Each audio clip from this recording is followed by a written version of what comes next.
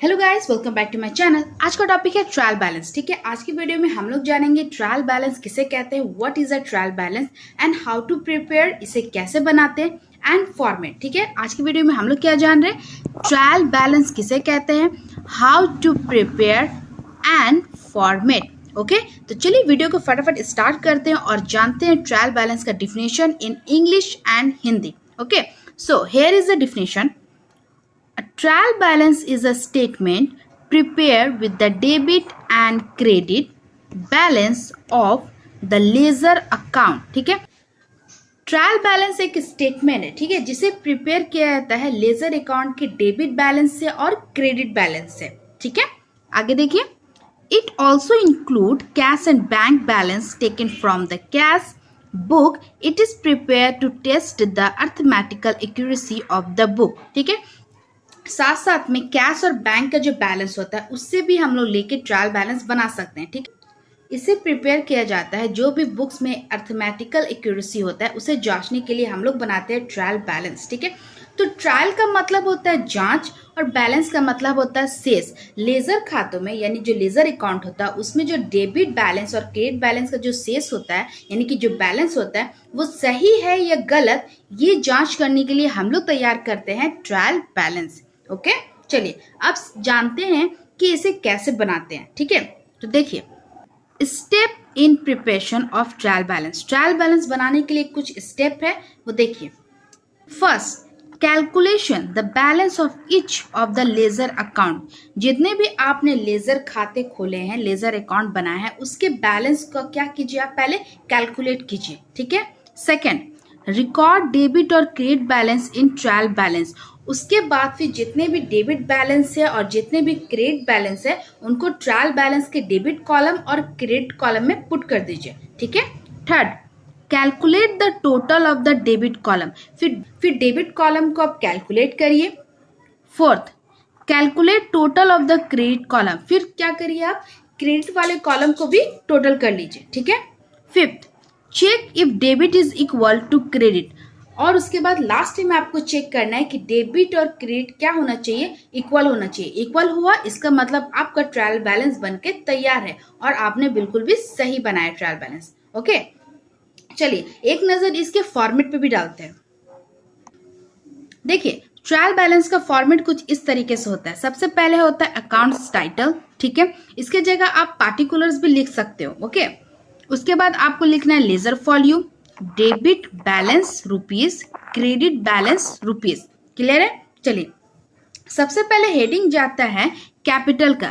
Capital जो होता है, बिजनेस का जो कैपिटल होता है, पूंजी होता है, वो ऑलवेज क्रेडिट होता है। याद रखने का तरीका ये है कि सी फॉर कैपिटल होता है और सी फॉर क्या होता है, क्रेडिट होता है। तो इसे हम डाल देते हैं क्रेडिट बैलेंस में।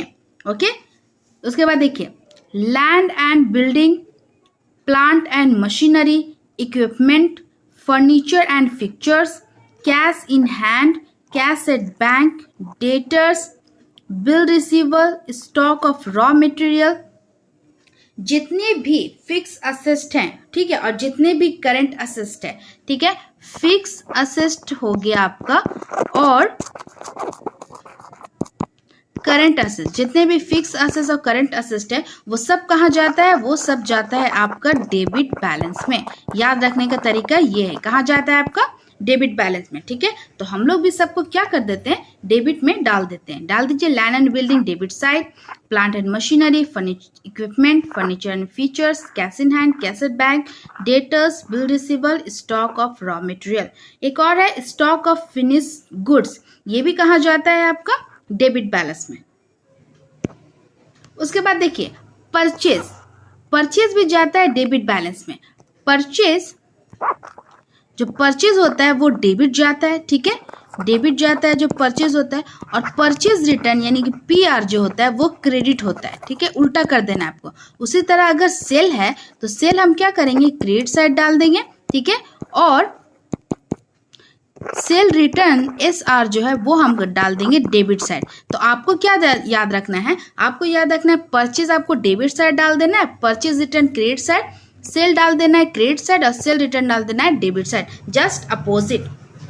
चलिए यहाँ भी हम लोग पुट कर लेते हैं। परचेज डाल दिए डेबिट साइड, उसके बाद कैरेज इनवर्ड है, ठीक है, कैरेज इनवर्ड भी डेबिट साइड जाएगा और कैरेज आउटवर्ड भी जाएगा डेबिट साइड। सेल मैंने क्या बोला, क्रेडिट साइड, डाल दीजिए इसे क्रेडिट साइड। सेल रिटर्न ये डाल देंगे हम डेबिट साइड।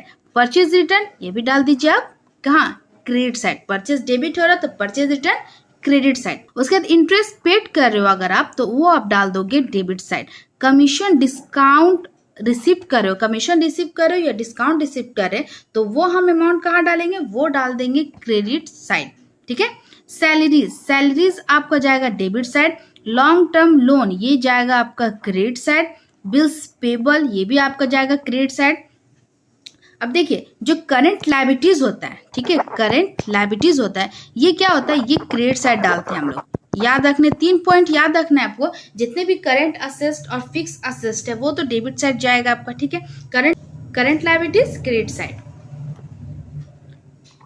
क्रेडिटर्स ये भी डाल दीजिए credit side. Advance from customer ये भी डाल देंगे हम क्रेडिट साइड। ड्राइंग आहरण अपने खर्च के लिए हम लोग यूज करते हैं वो पैसे, उसको हम बोलेंगे, उसको हम डालेंगे डेबिट साइड, ठीक है। उसके बाद कर देंगे दोनों साइड इक्वल। इक्वल करोगे तो आपका टोटल अमाउंट आना चाहिए सेम, ठीक है। आज की वीडियो में हम लोग ने जाना कि ट्रायल बैलेंस किसे कहते हैं और ट्रायल बैलेंस कैसे प्रिपेयर करते हैं और साथ साथ में ट्रायल बैलेंस का फॉर्मेट, ठीक है। अगर आपको ट्रायल बैलेंस कैसे बनता है विद क्वेश्चन के साथ जानना है तो आप मेरी वीडियो में जाके आप देख सकते हो, ठीक है। मिलते हैं नेक्स्ट वीडियो में नेक्स्ट टॉपिक के साथ। See you in the next video.